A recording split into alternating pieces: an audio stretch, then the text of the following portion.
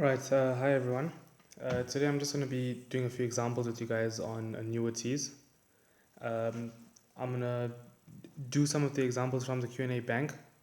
The sections in the annuities chapter that will be covered is the normal definitions of the annuities, your present values and your future value annuities, and then it will also be the annuities that are paid pithily in a year, both advanced and in advance and in arrears. Um, Yeah, so the sections that are not covered in here is perpetuities, increasing annuities, deferred annuities. Those things are a little bit later. If, however, there are things in here that you already haven't covered, don't worry about it. Once the work is taught you, you can come back to the video and you can just make sure that you understand everything. So, yeah, my methods also might differ to the memo, but that'll also be good because it will allow you to see different methods and different ways to approach the questions. So we'll start with question 2. I've highlighted some of the important parts in this question, and just to show you what you should normally do in your tests or exams. It's good exam technique to be able to extract the information that's relevant to the question, and so that the whole paragraph doesn't become so intimidating to you. So an annuity was bought for 100,000 Rand. In return, this person will receive 6,000 Rand at the start of each month for the next 5 years. They will then receive 10,000 Rand at the end of each year for the next 6 years. And lastly, they'll get a lump sum amount of X Rand paid at the end of year 15. And then they also break up the interest rates. For the first 5 years, it's 10% per annum, and thereafter, it's 6% per annum. So the first question is to construct a timeline of the cash flows. Now, the important thing with timelines is to incorporate both your interest rates and your payments. So the what I like to do is to separate my timelines. I do one for the interest rate and one for the payments themselves. Okay, so we'll have our timeline now from 0 all the way up until time 15. And so they say for the first 5 years, they'll be receiving 6,000 Rand at the start of each month. So for these first 5 years, you're going to have 6,000 Rand at the start of each month. So there's two ways to do it. The one would be to work with 6,000 Rand being your amount, and then your annuity will then be for 5 times 12, which will then be 60. But then your interest rate would have to be the effective monthly interest rate. The way I did it was I used a pithily annuity. So you've got to take your monthly amount, which is the 6,000, and multiply it by 12 to get your annual amount that you'll be paid. So that'll be a 72,000, and that is an annuity in advance. It's paid for 5 years, but it's paid monthly. All right. Then for the following 6 years, you have 10,000 Rand a year paid in arrears. So that's going to be looking like that for 6 years in arrears. And then lastly, you're going to have this amount of X paid at the end, which, yeah. So, and then for your first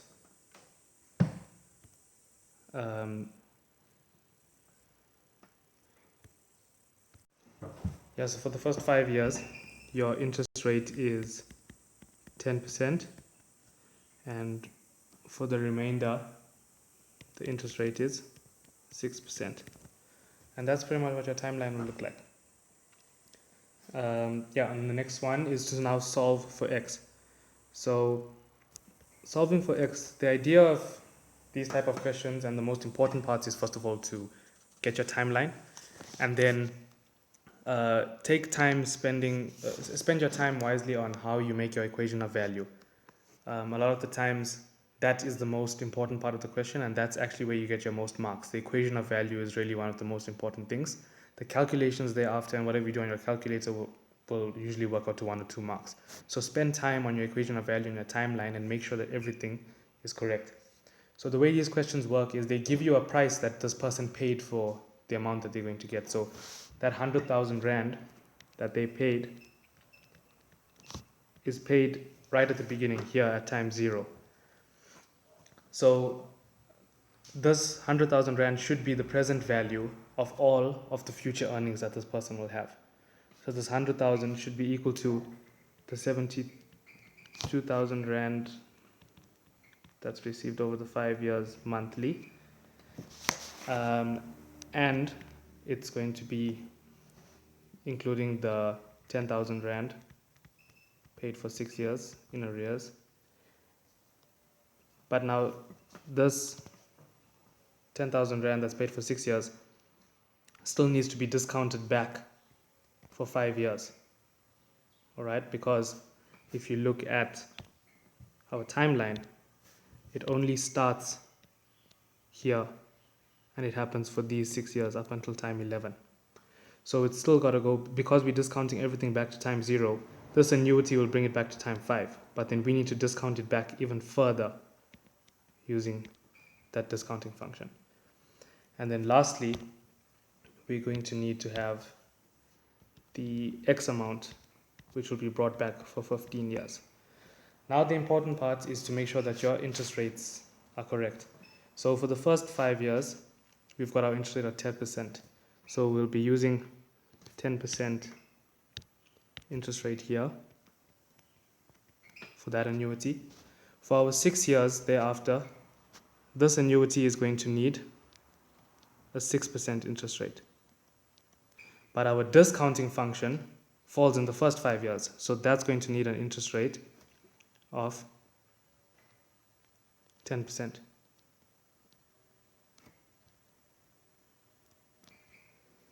All right. And then lastly, this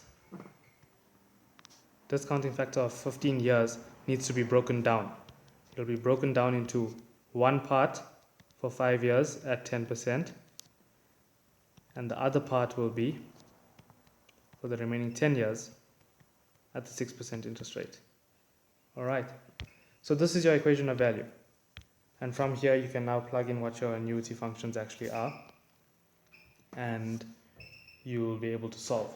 So your monthly annuity paid in advance is going to look like this. It's 1 minus v to the power 5, because it's for 5 years, over D12. This is straight a formula out of your textbook. You should be able to know this easily. And this is going to be done at 10%. So the difficulty here is to calculate your D12. And that is done by using this formula here. Again, this is work that you should be able to know. This is from one of the previous chapters. So doing this, you'll be able to calculate your D12 and then plug that into your annuity function. Similarly, with the annuity function for 6 years, this is at 6%. So it will be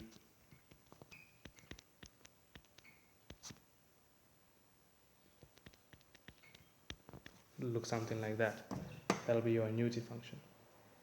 All right, and when you plug everything back into your equation of value, you will get an answer of x being minus 628,860.97. Now in this question they don't ask you to interpret this, but in some questions they might. So because this is actually a negative amount,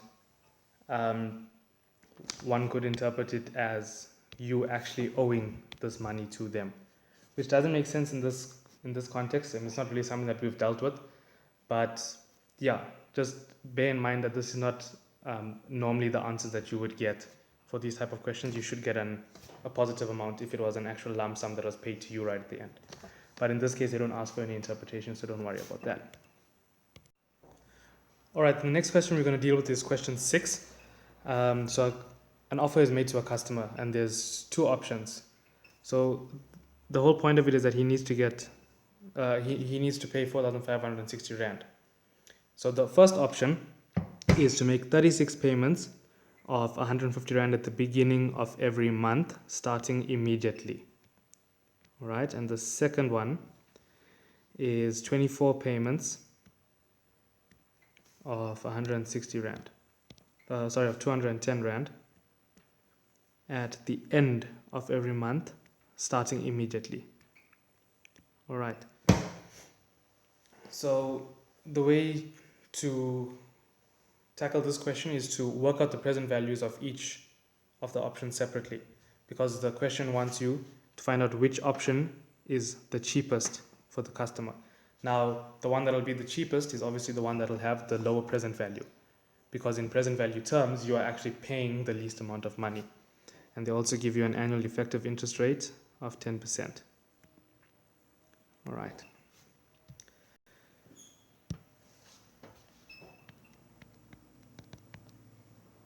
So we'll first work with option 1. All right, and option 1 was 36 payments of 150 Rand at the beginning of each month. So if we were to work out this present value, it is, again, there's two methods. So this method, just to show you the different one, I will work with the 150 Rand. I won't work with the annual amount. The annual amount would be the 150 Rand times by 12. But for this one, I'll just work with the 150 Rand and show you the difference. So your present value will be an annuity for 36 terms. Reason being that there are 36 payments of 150 Rand. But the difference comes in with what interest rate you're using. Now you've got to use the effective monthly interest rate. All right, just to draw a comparison, the other method that I'm talking about would be 150 times 12, because that is your annual amount. And this is now going to be an annuity, still in advance, but it's now going to be for 3 years, because those 36 payments paid monthly is effectively paid for 3 years. And now your interest rate is at your annual yearly interest rate, and then you'll add your P term, which is your 12. So I'm going to work with this one just to show you how it works. So this is our formula. It's going to be 1 minus D12 over 12 for 36 terms.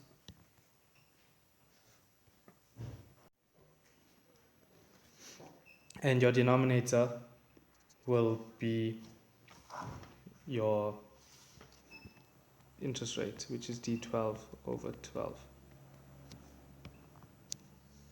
All right, that'll be your formula. Again, this is work that I'm not going to really explain now. This is how the formulas actually work. You need to get comfortable with these formulas on your own. My aim is to show you how to approach questions and how to use these formulas and the way to interpret the questions and put them into equations of values to make your life easier. Again, the way you're going to calculate your D12 over 12, because remember they gave us the interest rate being 10% per annum. So we've got to work out our effective monthly interest rate, and this is going to be 1 minus that. All right, and you should get an interest rate of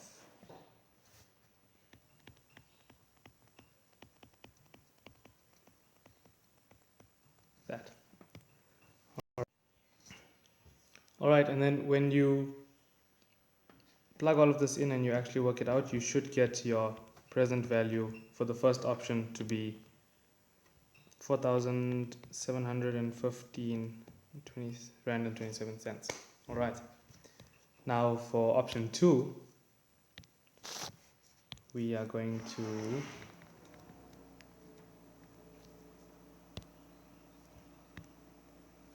sorry about that.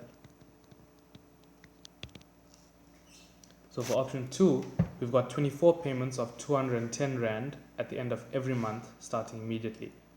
So again, working with the 210 Rand, instead of the yearly amount, we'll work with the monthly amount. This is now at the end of every month, so it's going to be in arrears, and there's going to be 24 payments. Now because it's arrears, you're going to need to use I12 over 12 and not D12.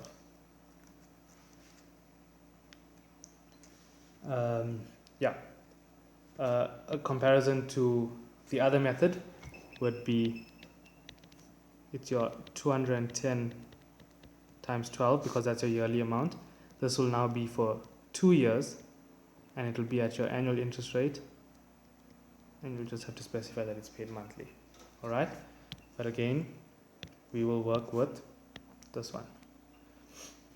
So our formula will actually look like this 210,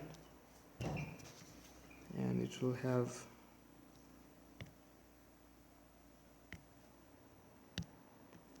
one minus V for 24 terms over I12 over 12.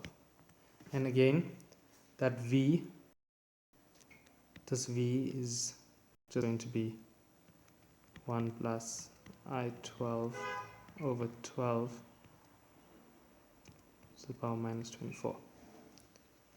Alright, and to calculate your I12 over 12, you'll use this formula here of, remember we were given the interest rate for the annual interest rate to be 10%. So this will be a formula to calculate I12 over 12. Alright, and eventually, once you plug everything, you'll get your present value for option 2 to be 4,570 Rand and 56 cents. Now our present value for option 1 was 4,715, and this one is 4,570.